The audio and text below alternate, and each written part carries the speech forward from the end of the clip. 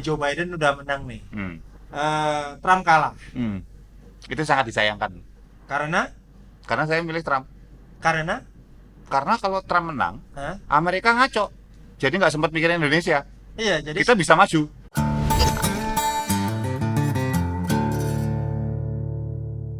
itu ngapain pakai masker hari ini?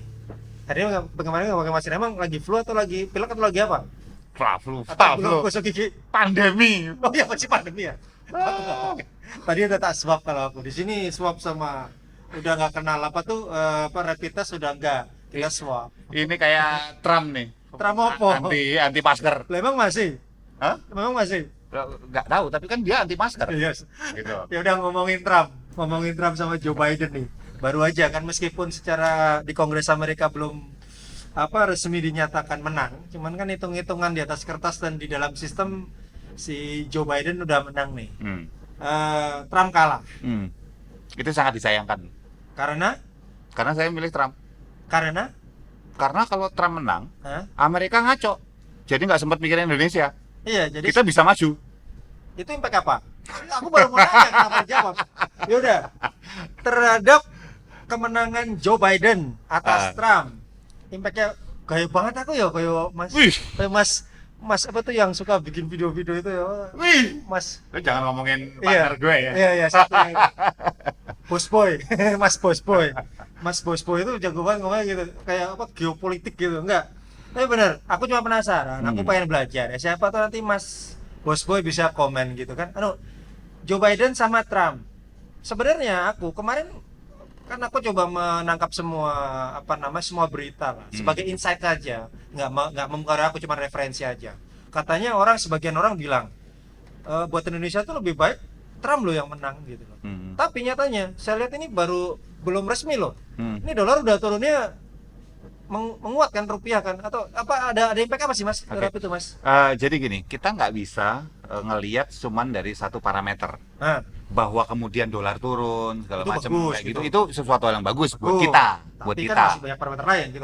Parameter lain maksudnya misalnya contoh misalnya kita nggak tahu apakah kondisi perekonomian Indonesia ini saat ini ada sesuatu yang menggeliat, misalnya katakanlah apakah kemudian regulasi tentang nikel, apakah kemudian dibilang mau dibangun pabrik baterai, apapun, apakah kita memutuskan untuk pakai SWF dan lain sebagainya. Itu juga bisa jadi parameter yang membuat kemudian komprehensifnya parameter-parameter ini semua membuat dolar itu turun. SWF itu Sovereign Wealth Fund. Yes. Apa itu artinya maksudnya? Bahwa kemudian dana-dana yang luar itu Ya, kemudian bisa tanda petik underlying kita itu bisa Underlying. menggunakan apa yang ada di tanah Indonesia. Nah, Contohnya misalnya emas, emas. mineral. Contoh berapa di bawah ini potensinya berapa? Nikel. Gitu. Nikel. Rare Earth. Wih, Emas. aku tahu Rare Earth. Lain kali. Terus Ya. itu Nah, buat underlying.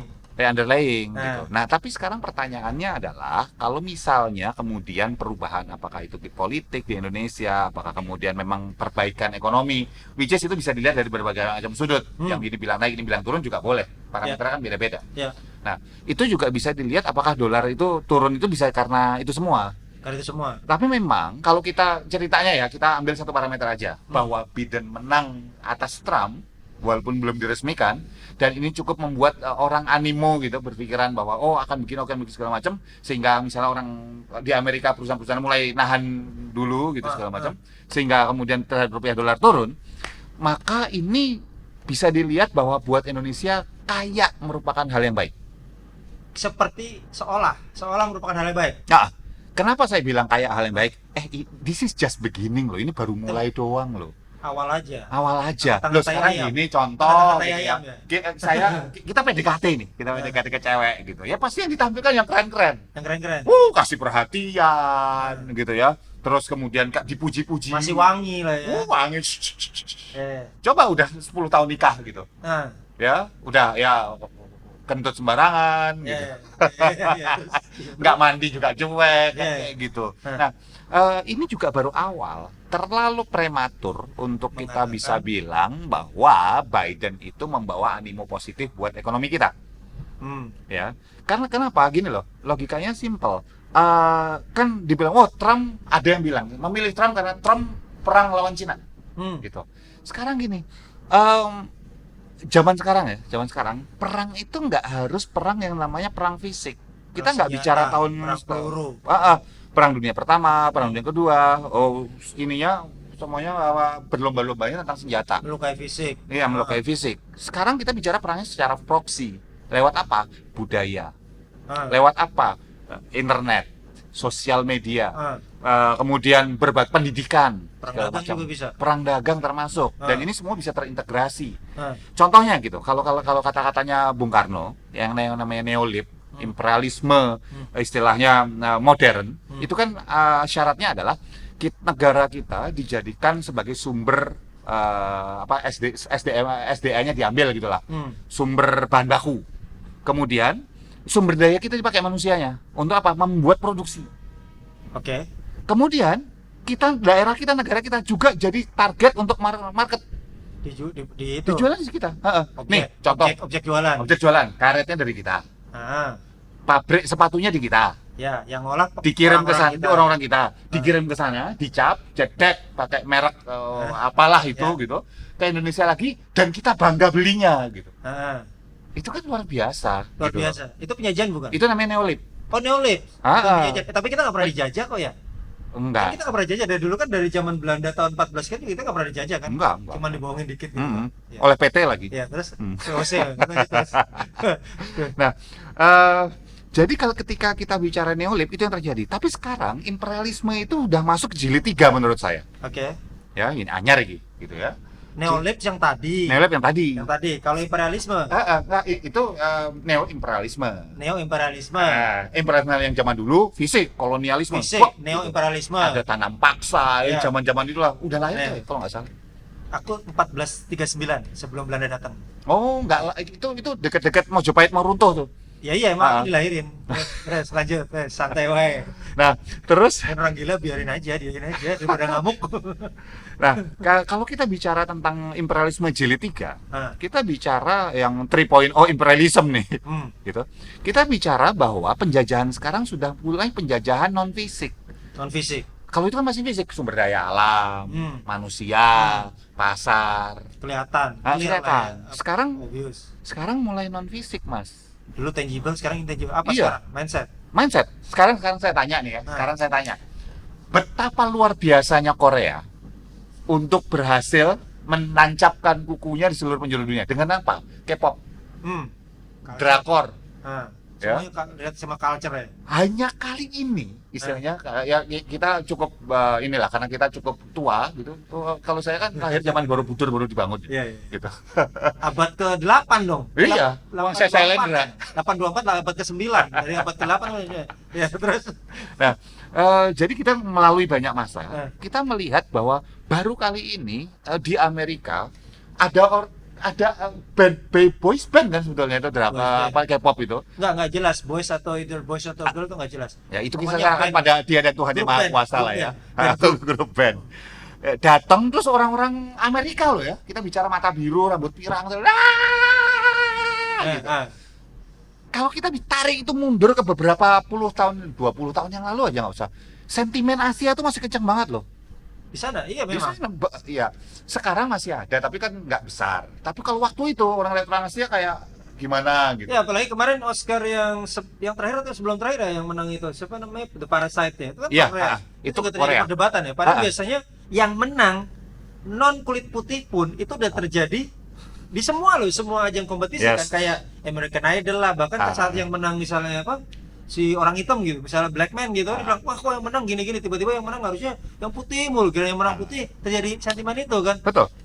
Tadi berarti berhasilnya Korea itu menancapkan dari segala sisi gitu. Betul. Dan itu terjadi. Maksud saya kemampuan mereka itu bukan sesuatu hasil sekali lagi ini teori konspirasi. Konspirasi, Kalau opini. kotak gatok gitu loh. Gatok, tektok. Percaya syukur enggak ya juga. Ya urusanmu. Ya harus percaya. Ya urusanmu. Enggak ya urusanmu Ya. gitu. Jadi tapi bayangkan bahwa kalau kita bicara di tahun 80-an sama 90-an, pemerintah Korea itu memberikan beasiswa ke banyak anak-anak Korea gitu untuk ke luar negeri ke industri kreatif. Apakah itu industri teknologi, Pariwisata. apakah seni, art, segala macam seperti itu, apakah linguistik, bahasa, dan lain sebagainya. Dan begitu mereka balik di akhir 90-an, bisa perhatikan bahwa kemudian drakor mulai menanjak pelan-pelan, K-pop mulai menanjak pelan-pelan, karena kualitasnya sudah kualitas Hollywood, gitu loh. Standarnya emang Standarnya sudah beda. tinggi, beda sinematografinya, beda. Udah bukan gitu. Asia lagi ya. Udah bukan Asia lagi. Nah, kalau kita melihat bahwa, loh, ya terus kenapa? Oh, tidak semudah itu Ferguson, gitu ya, bahwa itu sederhana, bahwa itu cuman bahasa, budaya, kemudian seni. Iya. Enggak. Ingat bahwa kemudian yang mensponsori mana? LG, Samsung, Iya. semua brand-brand Korea tersebut. Begitu mensponsori para yang naik-naik ini segala macam, lo apa brand itu nggak naik? Ya ikut naik. Akibatnya kita semua pakai, nggak semua. Kita kebanyakan kita pakai yang tadi, merek-merek tadi dari Korea tadi. Buat saya itu masif, terstruktur dan sistematis ini. Iya, nggak asal-asalan. Nggak asal-asalan. Catek sanyit mak betutu. Iya, mak jegagi gitu Seperti muncul kebiasaannya gitu. kita gitu kan. Iya. Harus struktur dan panjang ya. Dan panjang. Dan sebetulnya kalau kita perhatikan bahwa dulu Bung Karno mencoba melakukan itu dengan cara apa? Ngirim orang-orang Tapi ke anak-anak Soviet, muda kita. kebanyakan Soviet sama Ya, Jerman. yang mau nerima kan sana.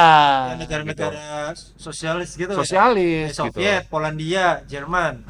Nah itu jadi juga konflik kepentingan juga. Wow, ngirimnya ke negara komunis.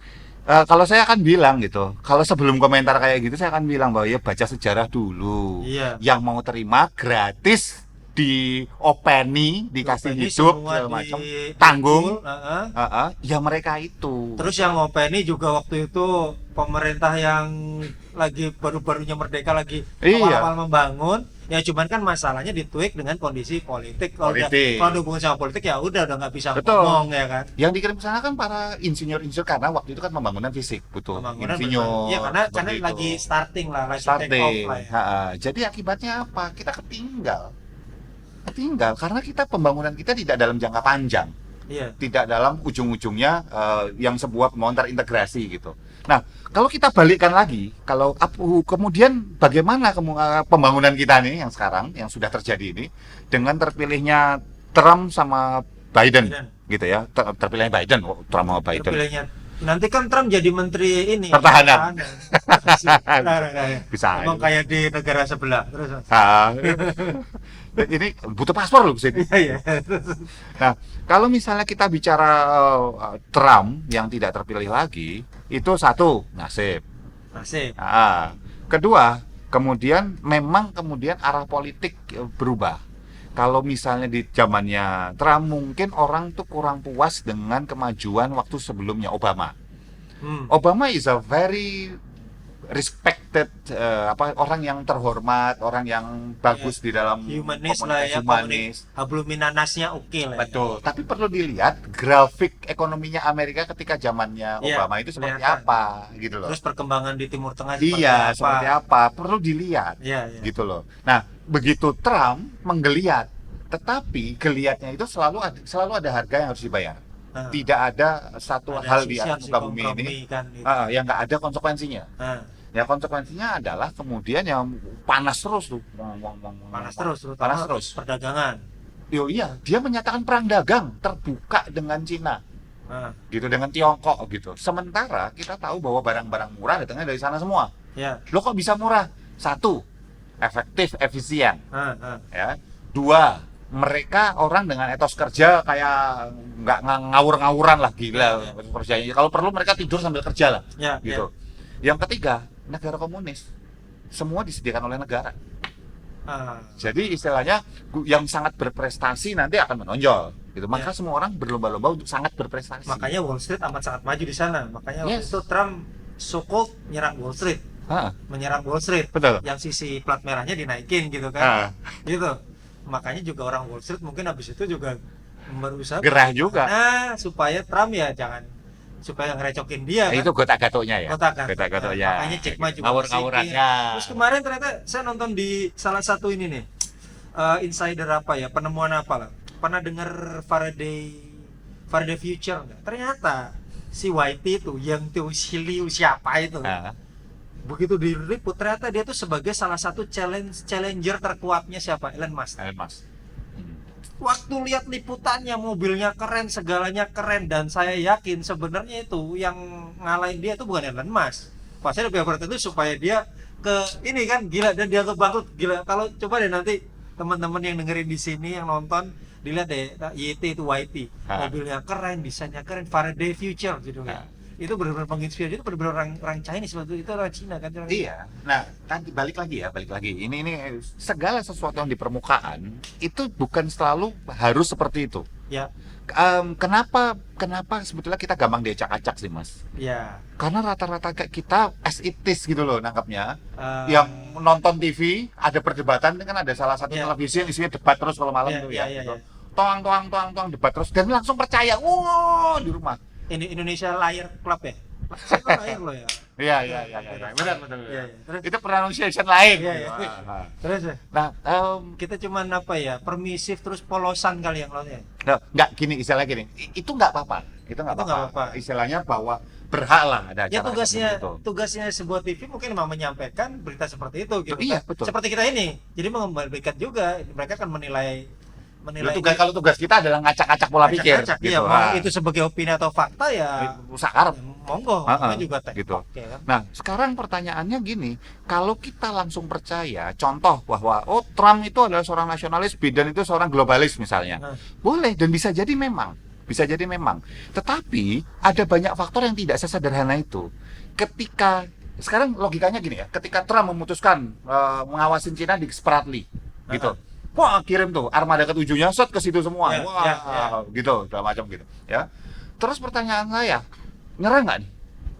Anakku pernah nanya loh, ayah, ini kira-kira Amerika sama Cina perang nggak? Dan jawaban saya, enggak. Kemungkinan amat sangat kecil. Loh, Mas, itu hancur-hancuran loh perang. Mereka juga punya nuklir loh. Nuklirnya nggak kehitung lah ya kan, mungkin nggak dilaporkan kan? Nggak dilaporkan. Real, kan? Apalagi Amerika kemudian menarik diri dari perjanjian nuklir itu. Iya, sama-sama kan? Sama-sama pembohong, sama-sama pemilik kepentingan gitu kan? Iya. Nah, sekarang gini, logikanya ya, Amerika juga nggak seberani itu kok. Iyalah, dia banyak faktor. Dia juga mikir, oke, katakanlah Amerika punya 1000 hulu ledak. Iya. Cina katakanlah punya 100 lah gitu. Iya. Ditimbuk ke Washington DC selesai juga gitu kan. Iya, lagian kalau Cina disikat kan vendornya Amerika kan banyak di Cina juga. Betul. Ya kan?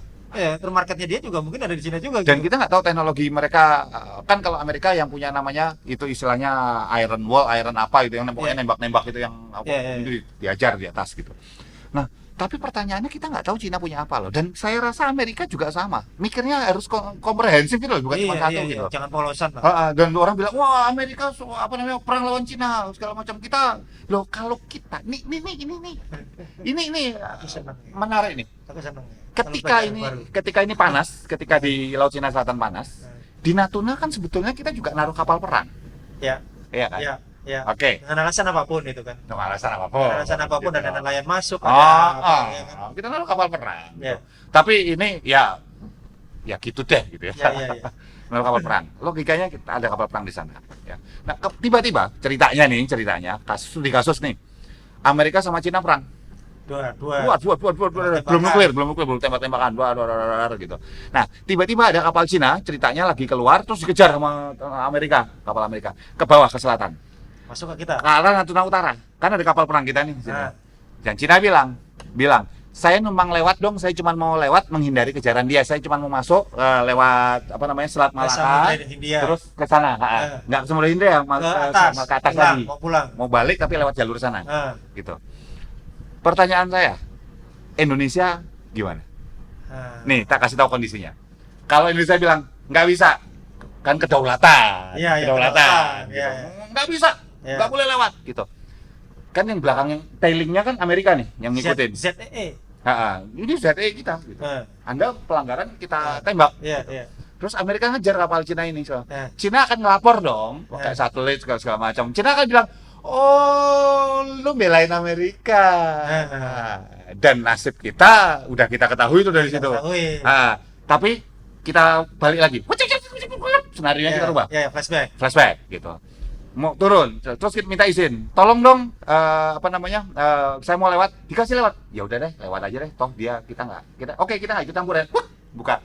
Silakan. Yang ngejar ini bilang, Oh, lo belain Cina. Kenapa nggak lu sandung gitu? Lu Lu belain kejar maling Cina. gitu. Oh, oke, gitu. Kita ngelawan Amerika, Bos. Sama aja. Itu dua-duanya asu gitu loh. Iya. Terus enaknya piye kalau saya Jadi kalau sebagai- dibilang bahwa kita Cina, lu lupa bahwa kekuatan besar di dunia ini itu nggak cuma Cina, Amerika juga sama gilanya. Iya, Gitu loh. iya. Ada Rusia loh yang belum dihitung. Belum dihitung. Ah. Belum negara-negara yang nggak di bawah radar semua itu kan. Loh, sekarang gini, logika ya. Australia menurut memang Australia itu dari dulu tetangga yang baik apa? Enggak lah. Mereka punya kepentingan. Coba aja Indonesia maju, paling takut dia loh. Ya. Dulu tahun 90-an awal, mereka sampai pasang radar. Jadi radarnya itu kalau radar zaman dulu kan nembak ke arah objek, pantul gitu. Iya. Dia pakai radar yang ditembak dipantulin di ionosfer ke atas. Cuk. Sini. Jadi jauh banget sampai Indonesia kena. Supaya apa? Kalau dari Iswayudi F-16 kita naik, arahnya kemana dia udah tahu. Dia takut, saking takutnya sampai kayak gitu. Kita bicara tahun 90-an. Nah, logikanya sampai sekarang di mana teknologi kita makin maju, kita bisa bikin kapal selam sendiri segala macam. Kira-kira mereka emang santai-santai aja, Bos? Kan Ya kagak. enggak, masalah kalau kita maju menurut saya sih jadi mereka jadi kayak negara yang enggak dilihat ya kan. Konco wingking, down under ya. Nah, down under ya kan enggak kelihatan mereka Commonwealth, mereka masih akan dilihat. Karena ada Commonwealth. Commonwealth-nya. Nah, balik lagi. Jadi, kita nggak bisa semudah itu. Trump itu menginisiasi kayak mau perang itu kan supaya ekonomi jalan. Senjata kejual. Jual orang pada siap-siap. Lo kejual kemana? Kan yang beli mereka sendiri. Nggak gitu juga. Logikanya gini. Nih ceritanya Cina mau perang sama Amerika nih gitu. Vietnam berkepentingan loh. Cina beberapa kali mau invasi Vietnam loh. Iya. Coba baca sejarah lah gitu. Iya. Ya. Beberapa kali tapi berhasil dipukul mundur sama Vietnam. Vietnam tuh keren loh buat Cuman saya. nggak pernah berhasil gitu. Nggak pernah berhasil. Tapi dia sekarang punya rudal yang diarahin ke arah pangkalan Cina itu. Nah kalau ini pecah perang kira-kira emang dia nggak ikutan? Emang nggak butuh senjata. Betul. Iya. Emang nggak butuh senjata. Belinya di mana? Ada Tony Stark di sini, Stark Iya, ya kan. iya. Sayangnya belum aja gue gitu Iya. jualan senjata di sana, Iya. gitu kan? Nah. Kirby Industry. Oh, Nah, ya. nah, terus kemudian diladah perbatasan antara Cina sama India. Ah, Emang nggak butuh senjata juga India untuk lawan Cina? Pasti langsung perang juga di situ. Begitu clash antara India sama Cina karena dianggap bahwa ini perang lawan Amerika, India ambil peran di sini gitu. Karena dia kan Commonwealth juga.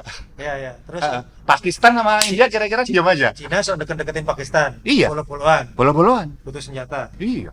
Nah, itu terjadilah market di situ. Terjadilah market. Sekarang pertanyaan saya, kalau kita ngelihat cuman bahwa ini nasionalis, ini globalis, ini gini, itu ada ya. Tapi sekarang pertanyaan yang paling penting adalah efeknya ke kita apa? Itu yang perlu kita tanggulangi dulu, kita bukan, kita antisipasi. Tapi semuanya ada efek dong pasti kan antara Demokrat sama Republik, antara Trump, antara Joe Biden sama Trump. Pasti efeknya ada dong ke kita dong. Mereka juga masing-masing pasti punya kepentingan. Plus minus pasti. Kita nggak bisa absolut ngomong si Trump ini jauh lebih baik, si Biden jauh lebih Nggak baik. bisa. Nggak bisa kan? Tapi enak mana? Bukan apa ya? Buat kita nih kalau kita orang Makanya saya ambil mana yang lebih ini? sebuah hal yang gampang dan gamblang. Gimana? Ya, kalau Trump yang menang, Ya. maka akan kayak 4 tahun kemarin tuh. Risuh di dalam, kisruh terus. Ya mana di minimal dalam sini?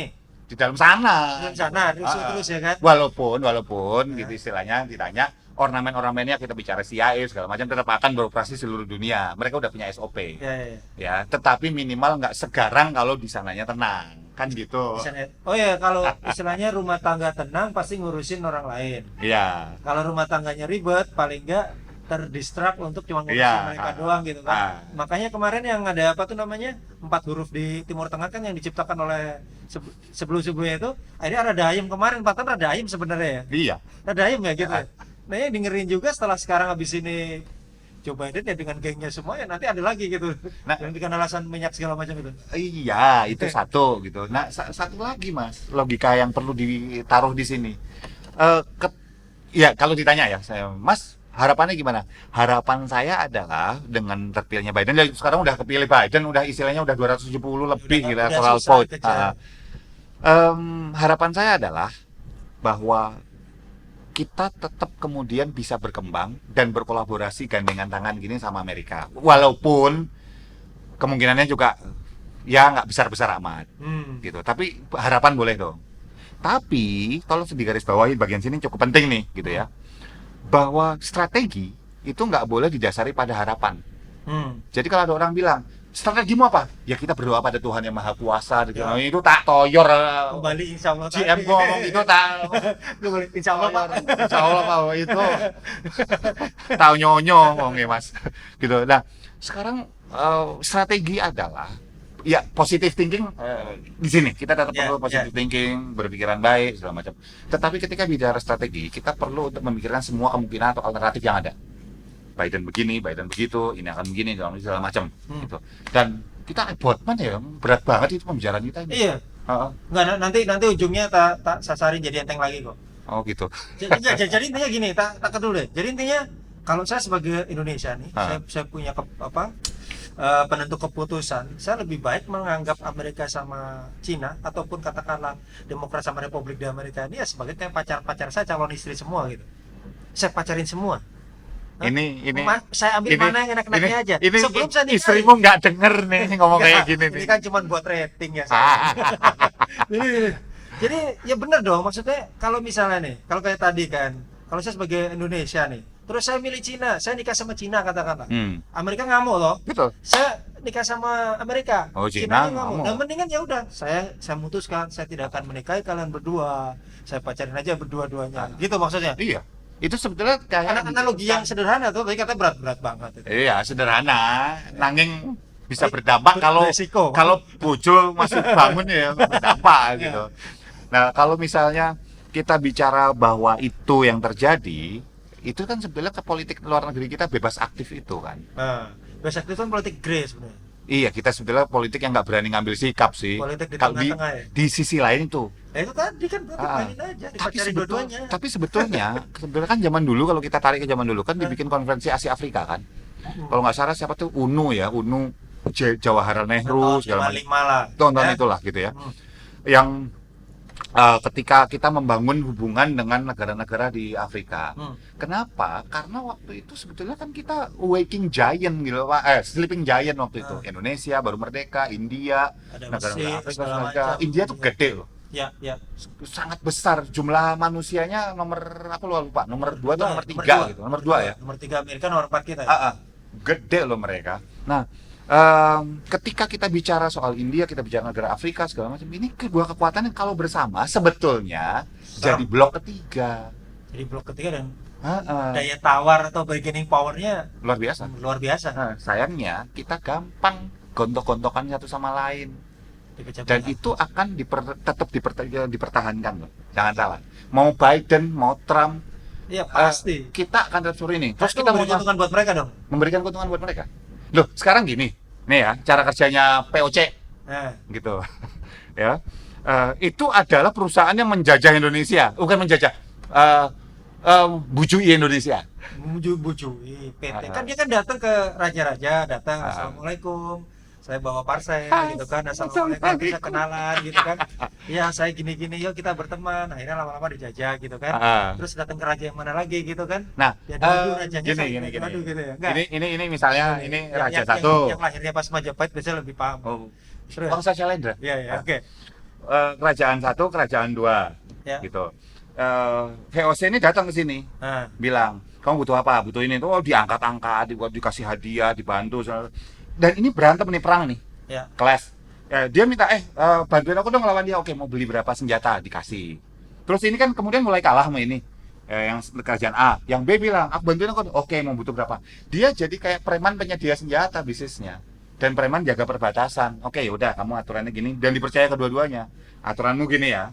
Tapi aku untuk jadi sini ini dong, ada sesuatu. Berarti dong. Saya baru nemu nih. Dari dulu pelajaran sejarah ngomong 350 tahun kita dijajah, 3,5 tahun kita dijajah, sampai sekarang juga katanya udah mereka tapi sebenarnya masih dijajah. Sebenarnya paling gampang, ini menit terakhir ini Mas. Bangsa kita sebenarnya belajar aja dari VOC sebenarnya. Kalau mau menang di future. Betul. Benar. Jadi moral of history kita harus menjajah bangsa lain. Iya, dengan kulonun assalamualaikum bawa parcel, siapa tahu mereka nurut gitu. Gitu.